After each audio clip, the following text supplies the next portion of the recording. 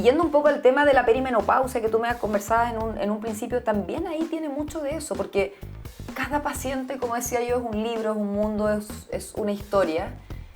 Y cada tratamiento, cada terapia o la forma de acompañar o guiar en este camino va a ser muy, muy distinta dependiendo de cada mujer, dependiendo de sus vivencias, de sus enfermedades de base, de sus cirugías que tenga, de si fuma, de si no fuma y muchos otros factores para ver si va a ser una buena candidata, por ejemplo, para recibir las hormonas que faltan en ese momento o para manejar quizás un síntoma que es el dormir mal o la subida de peso o la falta de energía. Entonces, cada mujer en esa etapa es un mundo y este diálogo hace que uno vaya transitando esta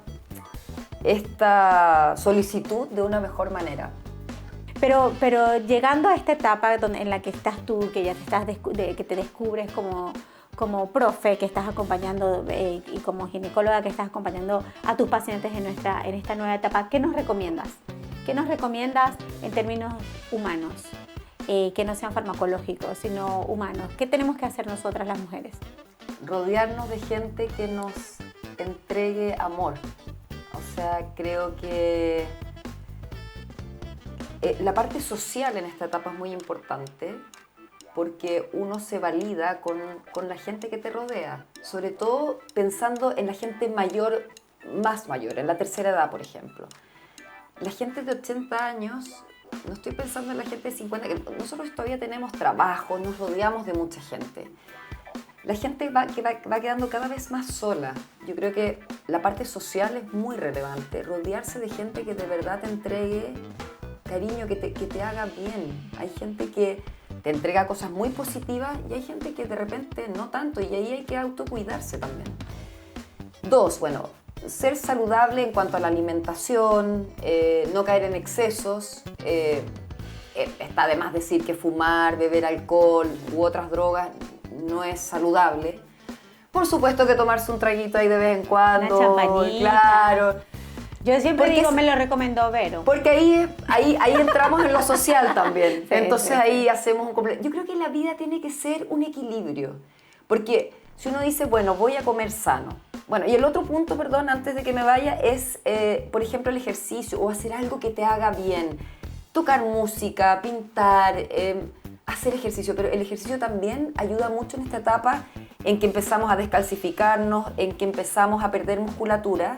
O sea, el ejercicio en sí, aparte de liberar endorfinas y hacerte sentir mejor, también tiene un rol físico importante, que es ayudarte a mejorar tus articulaciones, a tener una mejor vida también pensando ya en la tercera edad.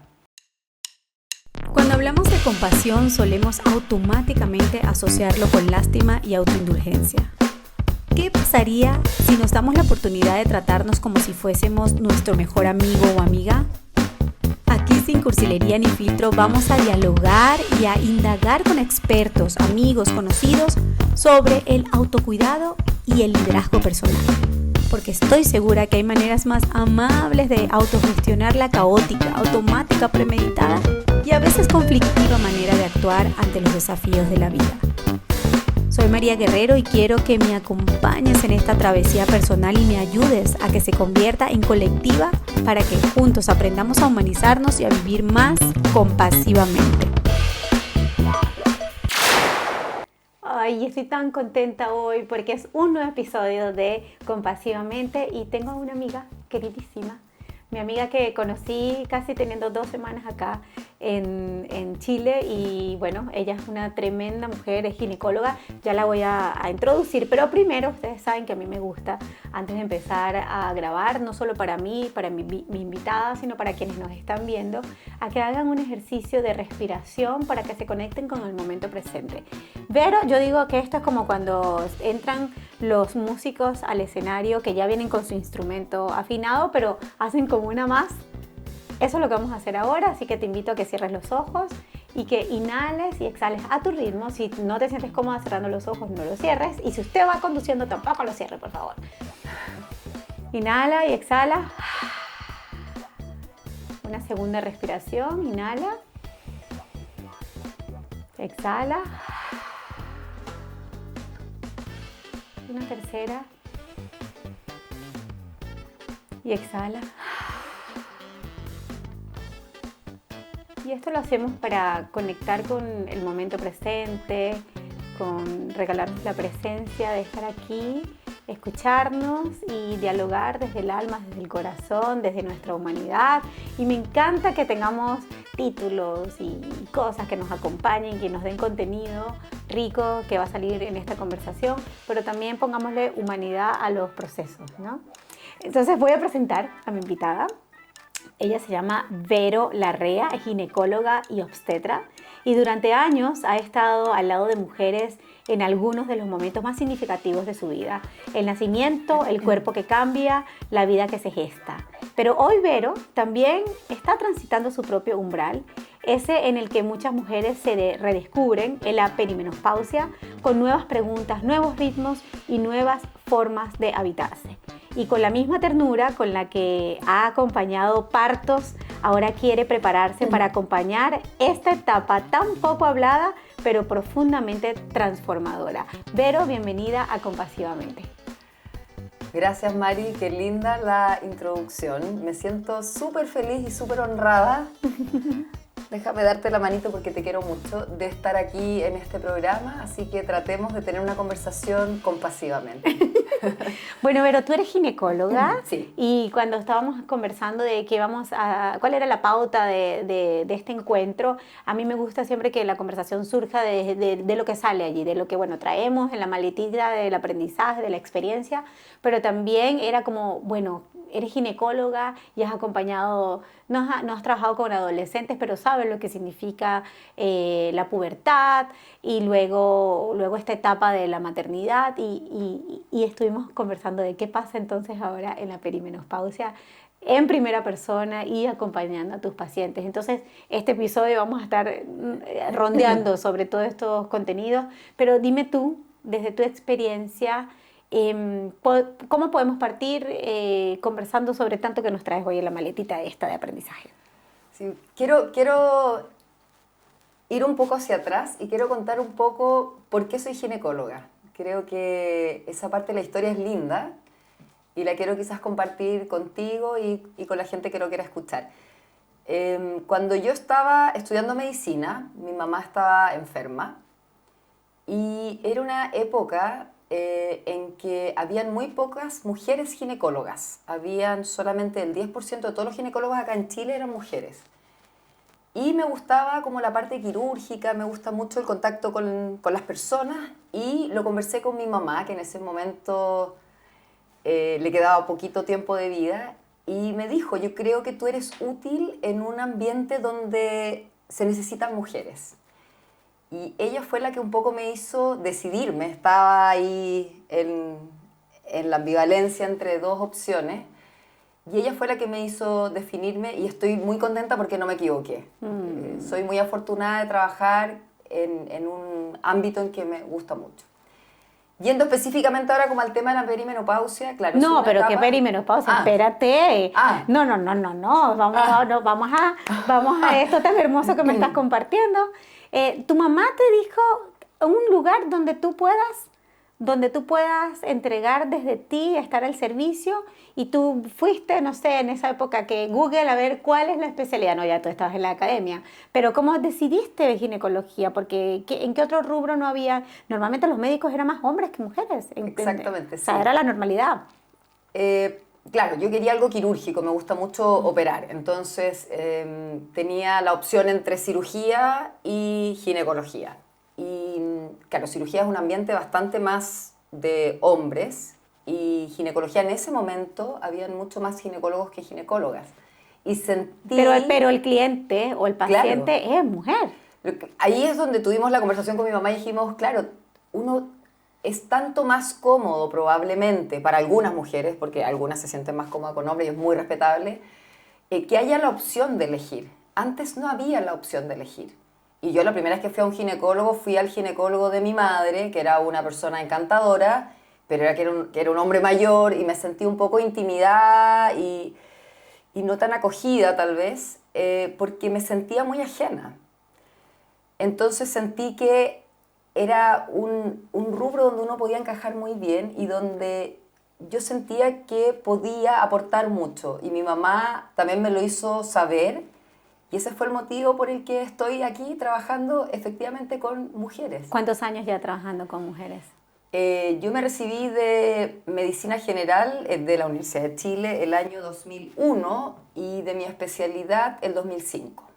Así que imagínate, 25, 20 años ya de especialista. Oh, wow. ¿Cuántos partos han pasado por tus manos? Madre Bueno, mía. ahora vienen a verme pacientes con sus hijas y vienen ya adolescentes a verme a ver todo el ámbito de la adolescencia. Es cierto que yo no me dedico 100% a la adolescencia, pero uno también le toca ver mujeres en el periodo de la adolescencia, las primeras menstruaciones, que quieren empezar a incursionar en la parte de métodos anticonceptivos, reglas irregulares, dolores, etc. Entonces, uno siempre está transitando por todas estas etapas de la vida. Y de ahí las pacientes que yo les atendí sus partos, ahora también ya están transitando en otra etapa y uno va como creciendo junto con las pacientes. No, y yo pienso, o sea, si tú eres mi ginecóloga, o sea, Ay, linda. Sí. es así, o sea, las primeras preguntas que uno experimenta, yo soy mamá de dos niñas,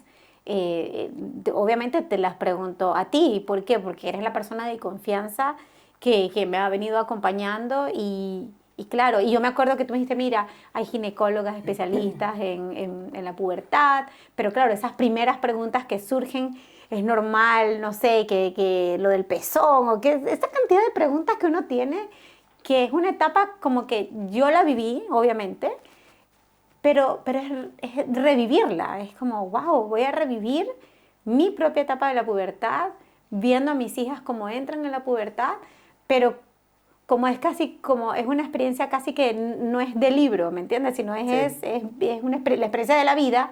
Claro, yo te llamo y te pregunto cosas que para ti deben ser como lo lógica, Sí. la lógica es esto, tú lo viviste.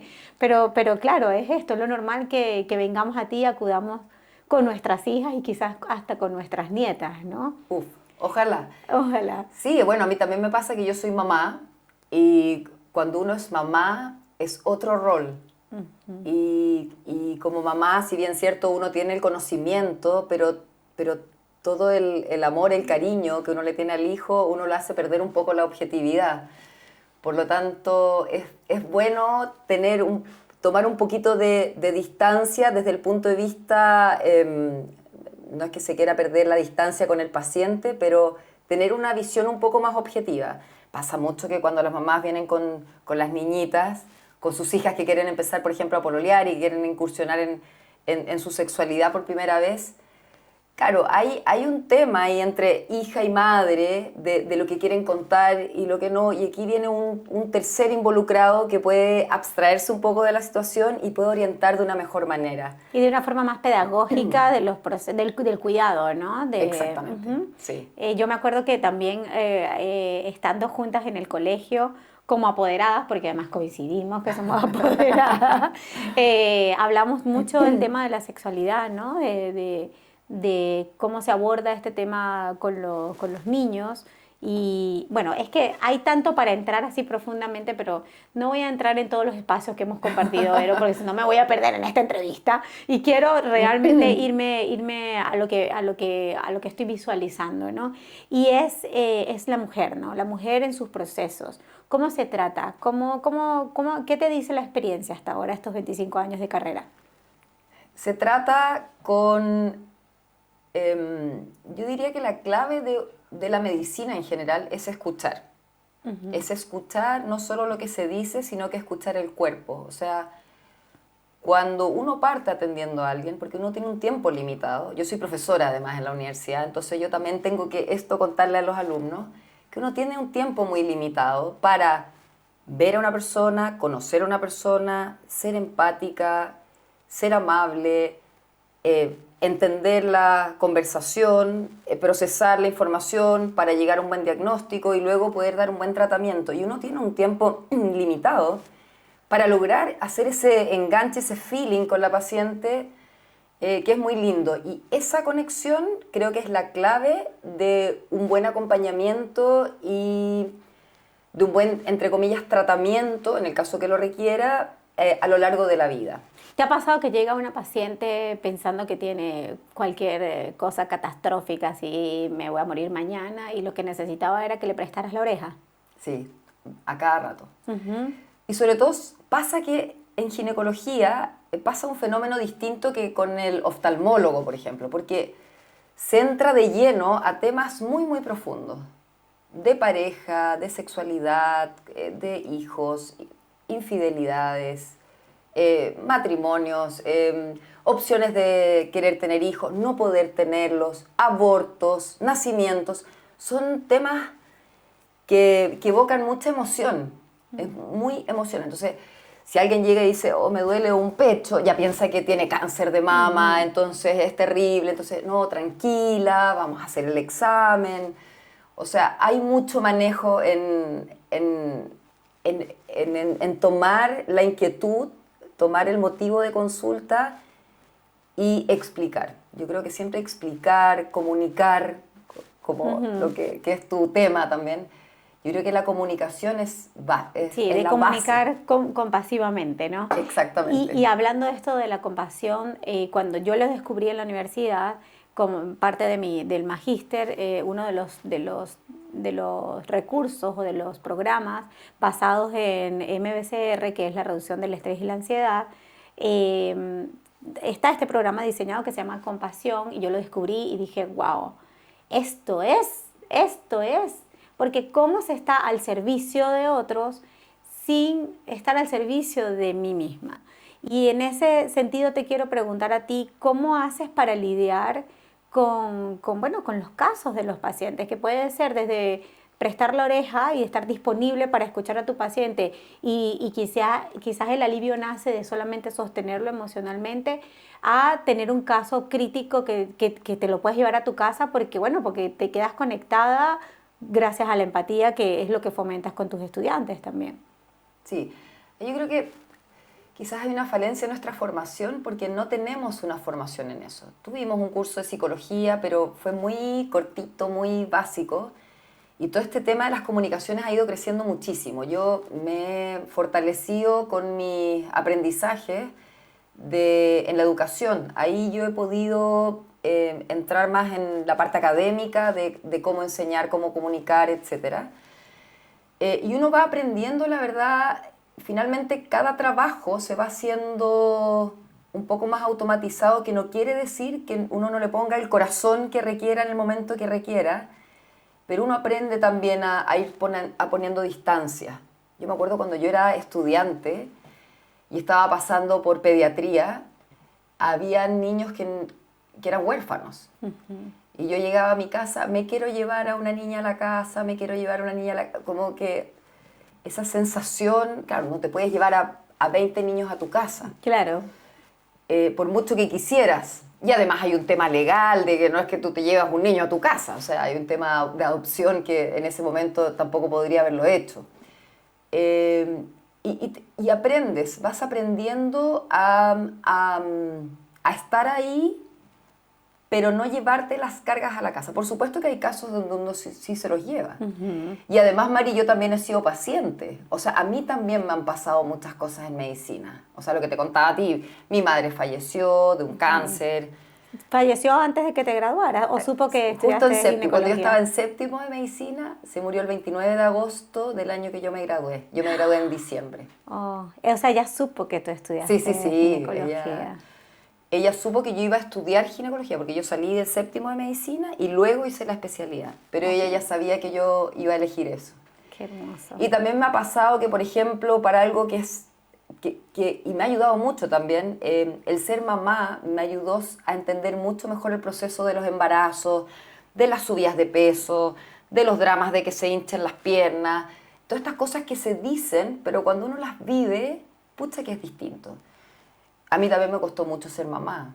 Yo tuve que hacerme tratamientos de medicina reproductiva, muchos, pasé procesos dolorosos, tuve pérdidas, abortos, 2, y he pasado por procesos y eso creo que me hace conectar más con las mujeres que viven también esos procesos. Desde lo humano. Desde lo humano y desde lo vivencial. Una cosa es estudiarlo, mira, pasa esto, sientes esto, y otra cosa es vivirlo.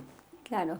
Oye, pero qué habilidad de rapport tienes, interesante, porque lo que sucede es que a veces las personas por haber vivido la historia igual eh, suelen empatizar mucho más y yo me atrevería a decir simpatía, empatía, es decir, esta habilidad de, ay, a mí también me pasó y no Claro. respetar la historia del otro como genuina. eh, y luego hacer ese ejercicio que tú haces de, bueno, es la historia de esta otra persona y yo también me atiendo en mi propia historia y en mi propio proceso y en mi propia forma de ser paciente. O sea, y yo lo llevo directamente de la compasión a la autocompasión como un flujo, ¿no? Que es lo que entendemos del flujo de la compasión, que es estar al servicio y aliviando al otro y luego tener la capacidad de recogernos a nosotros mismos en este proceso de estoy para mí también. Y suele pasar que en la escuela de medicina y en la práctica, en los hospitales, hay voy a atreverme a decir como una especie de maltrato de los propios médicos consigo mismo. Sí. Incluso Christine Neff diseña este programa de autocompasión porque los grados de burnout dentro de los hospitales eran muy altos. Entonces, ¿cómo lo ves tú? ¿Cuál es tu mirada en la práctica? En la práctica no solamente tuya, sino del ámbito profesional. Es una muy buena pregunta y una muy difícil respuesta, creo yo. Yo creo que nos falta. Nos falta formación en eso. Yo creo que esto va a ir, yo creo que esto se va a desarrollar mejor, pero ahora también viene todo el tema de inteligencia artificial, o sea, la telemedicina. Yo creo que a futuro, tal vez, ojalá no se pierda, pero tal vez le vamos a hablar a un software que nos va a decir, tienes fiebre, tienes esto, tienes esta cosa, Es que el no se va a diagnóstico. equivocar además. Pero creo que en lo que competimos es en la humanidad. Eso no se debe perder.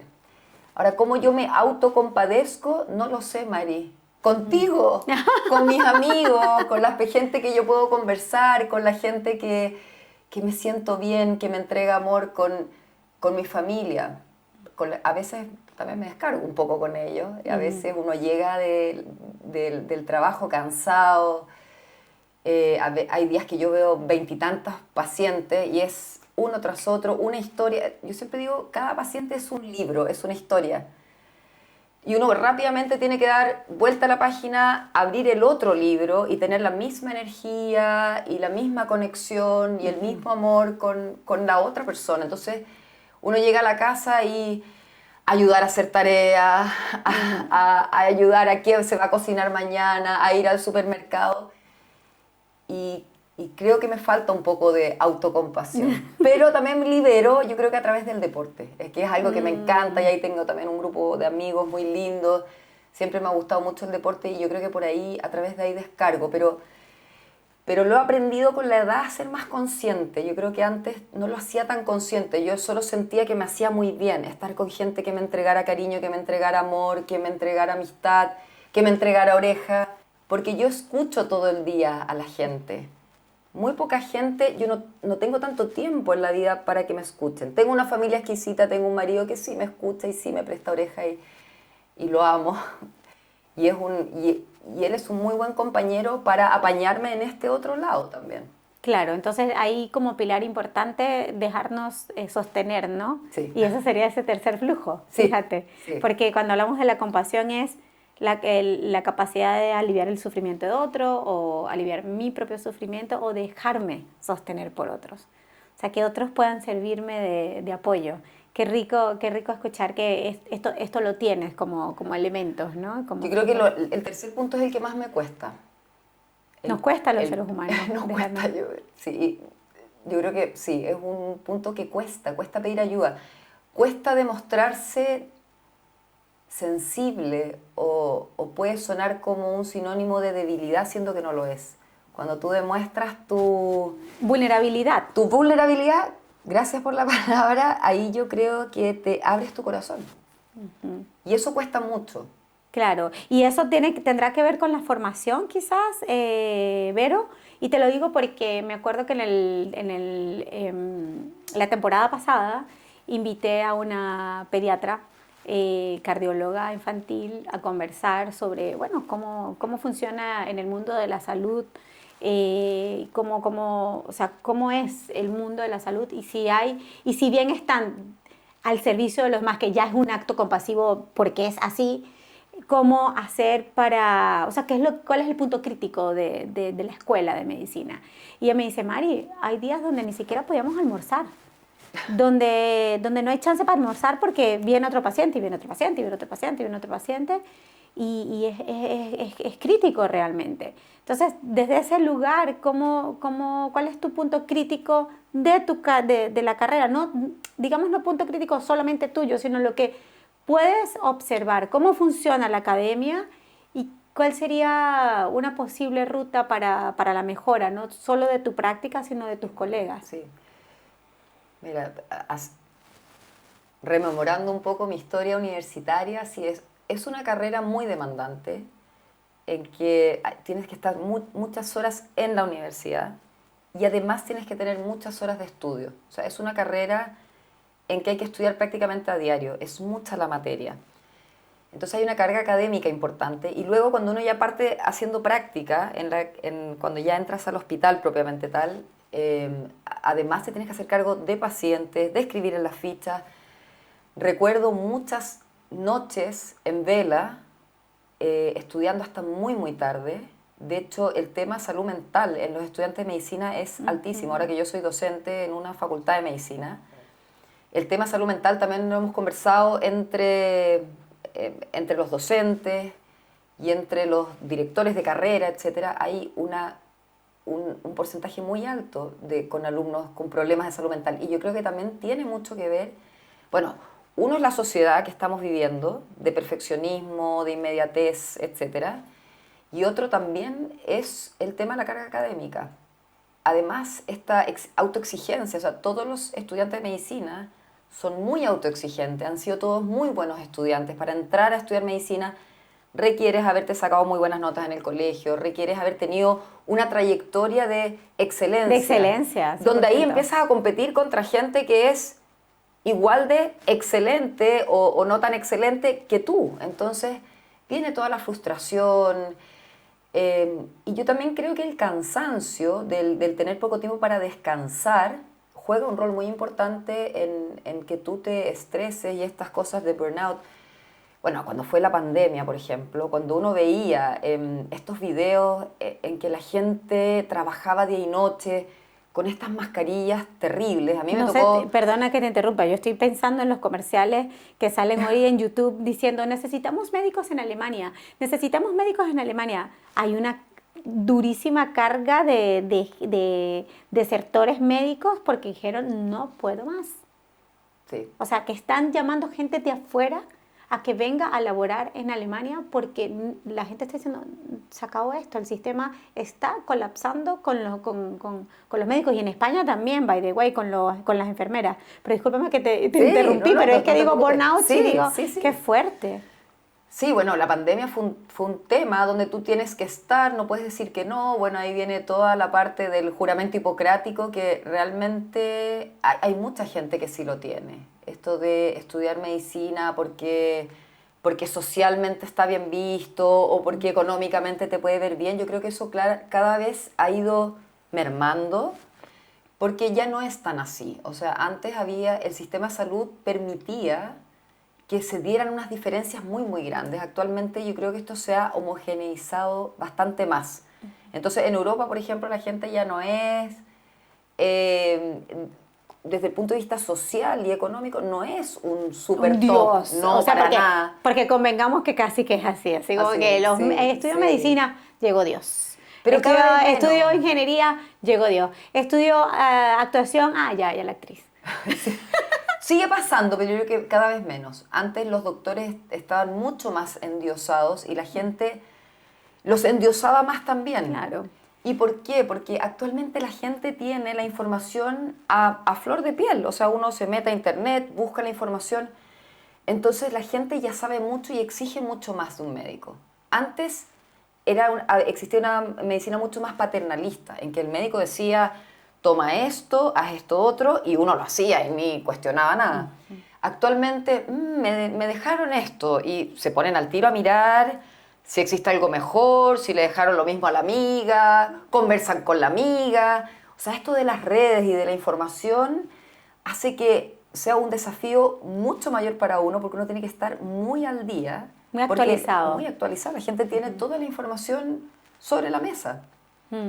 Entonces la gente también cuestiona mucho más. O sea, ya no es lo que me dijo, es por qué me lo dijo y por qué esto. Y no hay algo mejor, y eso a mí me encanta. Me encanta que ¿A ti te desafía? Me desafía, me encanta porque se transforma en una conversación. Y yendo un poco al tema de la perimenopausia que tú me conversabas en un principio, también ahí tiene mucho de eso, porque cada paciente, como decía yo, es un libro, es un mundo, es una historia. Y cada tratamiento, cada terapia o la forma de acompañar o guiar en este camino va a ser muy, muy distinta dependiendo de cada mujer, dependiendo de sus vivencias, de sus enfermedades de base, de sus cirugías que tenga, de si fuma, de si no fuma y muchos otros factores para ver si va a ser una buena candidata, por ejemplo, para recibir las hormonas que faltan en ese momento o para manejar quizás un síntoma que es el dormir mal o la subida de peso o la falta de energía. Entonces, cada mujer en esa etapa es un mundo y este diálogo hace que uno vaya transitando esta solicitud de una mejor manera.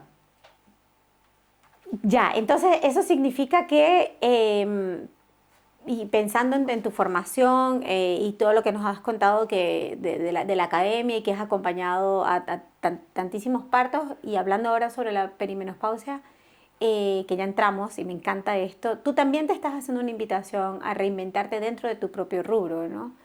Sí, o sea, como yo ahora en exactamente un mes más cumplo medio siglo. Así nomás, no lo puedo ocultar. Las pacientes han ido creciendo un poco conmigo. Uno, claro, cuando uno tiene, qué sé yo, 30 años, uno busca a alguien, no quizás de 70 y no de 20, uno busca un par. Yo siento que eso se da mucho, no para todo el mundo, hay gente que le gusta gente mayor. Pero a ti te ha pasado que tus sí, pacientes sí. han venido caminando contigo. Exacto, entonces la que ya tuvo el parto, que ya ha ido creciendo, está también empezando a transitar en esta etapa del climaterio, perimenopausia y también menopausia. Entonces uno empieza a... yo tenía un profesor mío que siempre decía, mis pacientes van creciendo conmigo, va pasando un poco eso y lo estoy viviendo ahora en carne propia. Y como ahora también tengo hijos, familia, el tema de el atender partos también implica el levantarse a la hora que venga el parto, que sea Claro. el parto, no cuando uno quiere, uno tiene poca planificación. Y también me viene bien en esta etapa de mi vida en que también quiero estar más tranquila desde el punto de vista familiar, quiero estar con mi familia, disfrutar a mis hijos, de tener unos horarios un poco más razonables, más humanos. Y me viene muy bien hacer este cambio y además estar también viviendo esta etapa del camino. Y me hace mucho sentido entonces capacitarme y educarme en este nuevo capítulo, digamos. Entonces, si bien es cierto, todos tenemos una formación en esta etapa, ha habido muchos cambios, ha habido muchos avances, porque es Y una se etapa... habla de esto ahora, Sí, Vero. Antes era un muchísimo. tabú. Yo le pregunto a mi abuela, ¿En serio? mire, ¿cómo fue tu menopausia? Yo no me acuerdo. No, mija, eso no pasó nada. O como hablan de los partos también. No. Eso uno se levantó y se fue y chao. Y claro, te quedas con esa historia y resulta ser que hay una cantidad de situaciones que pueden ocurrir, pero tú te quedas con la historia que te contó tu abuela o tu mamá. O a mi mamá yo le pregunto, no, yo no me acuerdo de eso. O sea, como que o era tabú o de verdad o sea, eso fue quizás pudo haber sido hasta tan traumático que lo borras de tu cerebro. Es decir, no me acuerdo de esta etapa porque no lo pasé bien. Entonces, hoy día se está empezando a hablar. Podría decir que hace 2, 3 años empecé a escuchar sobre esta de la menopausia, y después la perimenopausia que empieza a los 39, y yo miércoles ya tengo 39, ¿no? No me saquen la cuenta si me están sacando la cuenta. Me voy a creer que tengo 39, es que no los tengo, pero bueno. De aquí no sale. De aquí no sale, exacto. Y claro, digo, hay que informarse, porque es que cambia todo, cambia absolutamente todo. Sí. Entonces, empezar a buscar información y tú convertirte en una generadora de información para tus pacientes y para el resto de las personas que empezaremos a seguirte en esta nueva etapa, ¿no? Sí. Y ha habido un cambio importante, o sea, para cuando nuestras abuelas tuvieron la menopausia, que la menopausia es el momento en que uno deja de tener reglas, eso se llama menopausia, y perimenopausia es todo el proceso antes de llegar a la menopausia. Menopausia es un diagnóstico retrospectivo porque después de ese, se dice que uno llega a la menopausia después de un año en que uno no ha tenido reglas, ¿ya? Antes también la proyección de vida de las mujeres era mucho menor, entonces, o sea, mucho antes la gente se moría a los 60 años, entonces llegaba la menopausia, vivía 10 años más y ya era casi que abuela y ya está. Y las mujeres empezaban a tener hijos a los 15 años, les llegaba su regla por primera vez, se casaban o las casaban o les elegían pareja, tenían hijos y la vida como productiva de la mujer era entre los 16 y los 40 años y después ya era considerada una persona mayor. Actualmente eso todo ha cambiado porque la proyección de vida de las mujeres es de sobre 80 años aquí Ay, en me Chile. encanta cuando dices mayor, para no decir vieja, porque uno Sí. dice que esa vieja... Ah, no, porque imagínate cómo decir vieja mi No, prima, estás no. loca, nosotras no, nosotras somos mayores, pero no viejas. Yo le digo la tercera edad, le digo yo a mis alumnos. Yo que soy de la tercera edad, se matan de la risa. tercer escalón. Bueno, pero también ha cambiado. O sea, por ejemplo, cuando yo veo a mi mamá falleció con 53 años. Yo voy a cumplir 50. Y veo fotos de mi mamá a los 53 años, que es no hace tanto tiempo atrás. Y veo fotos mías. O sea, ha habido un cambio radical en la forma en que nos vestimos, en que nos peinamos, en que nos mantenemos. Hay un tema de salud muy arraigado ya. Esto de cuidarse, de hacer deporte, de intentar no fumar, de tener hábitos saludables. Esto se está manejando mucho en mujeres y en hombres también. Entonces tú ves mujeres guapísimas a los 60 años que se ven jóvenes, joviales, y eso no quiere decir que uno oculte su edad o quiera entorpecer el envejecimiento. Vamos a ir envejeciendo, pero tener un transitar adecuado, amable, un cambio amable. Porque ¿qué pasa? Cuando llega la menopausia, ¿qué pasa? El ovario deja de producir hormonas. Las mujeres producimos principalmente la hormona como de la mujer, para simplificarlo, es el estrógeno, que es en el fondo donde están los ovarios, tenemos los folículos, que son los que ovulamos todos los meses y esos van a producir estrógeno. Cuando se acaban nuestros folículos, nuestros huevitos, por decirlo de alguna manera, ahí es donde se deja de producir el estrógeno en el ovario y por eso se produce un cambio brusco, que es cuando llega la menopausia. Y además se produce un duelo en la mujer, que es un duelo medio oculto, que es que la mujer pierde la posibilidad de ser mamá.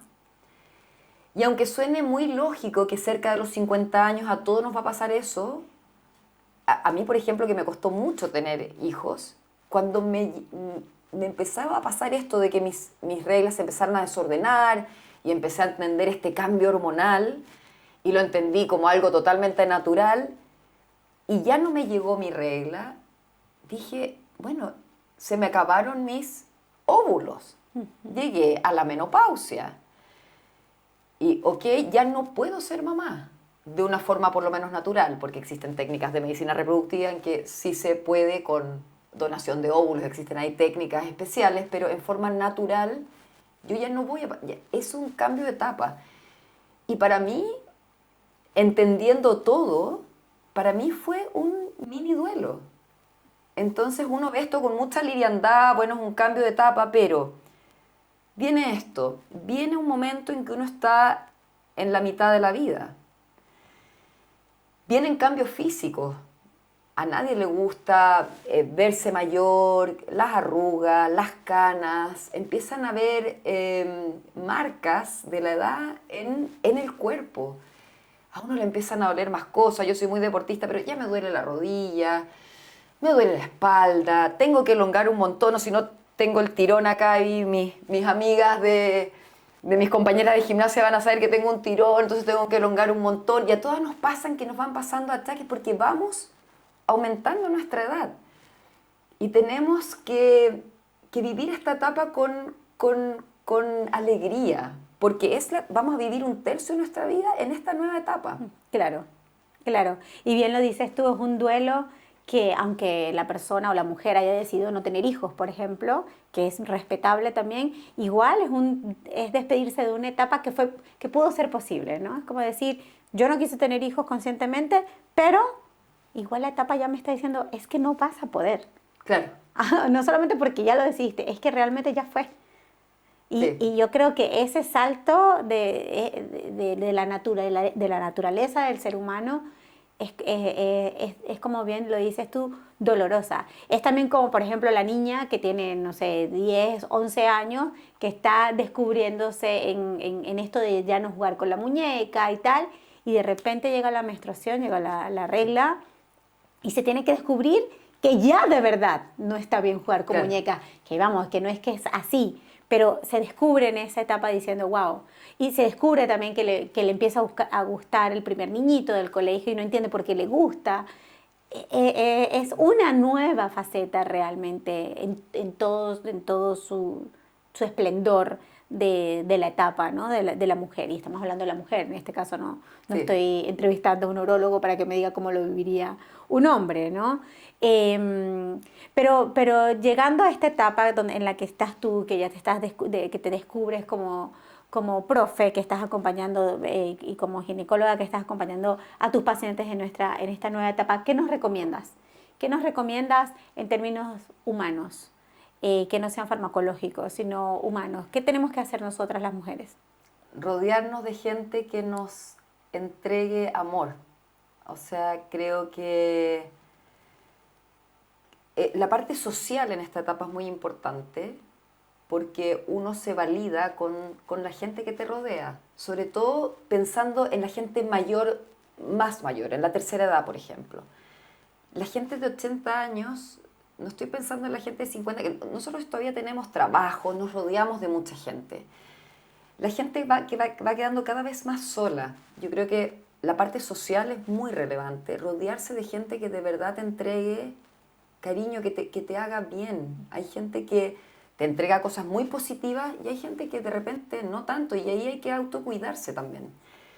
2, bueno, ser saludable en cuanto a la alimentación, no caer en excesos. Está de más decir que fumar, beber alcohol u otras drogas no es saludable. Por supuesto que tomarse un traguito ahí de vez en cuando. Una champañita. Claro. Yo siempre digo, me lo recomendó Vero. Porque ahí entramos en lo social también. Sí, Entonces sí, ahí hacemos un completo. Yo creo que la vida tiene que ser un equilibrio. Porque si uno dice, bueno, voy a comer sano. Bueno, y el otro punto, perdón, antes de que me vaya, es, por ejemplo, el ejercicio o hacer algo que te haga bien. Tocar música, pintar, hacer ejercicio. Pero el ejercicio también ayuda mucho en esta etapa en que empezamos a descalcificarnos, en que empezamos a perder musculatura. O sea, el ejercicio en sí, aparte de liberar endorfinas y hacerte sentir mejor, también tiene un rol físico importante, que es ayudarte a mejorar tus articulaciones, a tener una mejor vida también pensando ya en la tercera edad. Y ahí yo digo, siempre hay que tener un equilibrio, porque la gente me dice, bueno, quiero comer sano, entonces no voy a comer nunca más un chocolate. Yo amo el chocolate. Me muero sin chocolate. Entonces digo, bueno, pero no nos comamos 10 chocolates al día, pero comámonos un pedacito de chocolate de vez en cuando y eso también es rico. Lo mismo con beber alcohol, por ejemplo. Hay gente que también tiene, por ejemplo, adicciones que fuma y que le cuesta un mundo dejar de fumar. Bueno, si le cuesta un mundo y ya disminuyó, es un tremendo logro. Y no es que sea bueno, pero aplaudir pequeños logros y, por último, dejarse ciertas licencias para disfrutar la vida, si la vida hay que disfrutarla. Qué bien. La vida hay que disfrutarla. Y yo lo tengo tan a flor de piel porque mi mamá falleció 2 años más de lo que yo, 3 años más de lo que yo tengo. Mi mamá falleció a los 53 años. Por eso que tengo esta sensación de vivir tan a flor de piel. Me encanta vivir a flor de piel. Vamos a abrirte una cuenta en Instagram que se llame así. Vivir Ya, a pues. flor de piel. Tú me ayudas. Yo te ayudo. Tú me ayudas. Yo te ayudo y mi productora, Akira. Ah, muy bien, Akira, de todas maneras. Ay, cariño, muchísimas gracias por esta riquísima conversación. Estoy como vivir a flor de piel, me lo voy a llevar hoy. A mí me gusta vivir a flor de piel, Yo yo lo soy sé. muy apasionada. Y tengo un sentido de la vida como de esto, de observar, de sentirme a plenitud, de buscar estos espacios de vivirlo a flor de piel, tal cual, así. Así que muchísimas gracias por esta conversa que se vivió a flor de piel. Gracias por entregarme tanto de ti y de tu sabiduría. Y yo sé que a las personas que nos están siguiendo van a disfrutar de esta conversa mucho, Vero. Verónica Larrea, la pueden encontrar en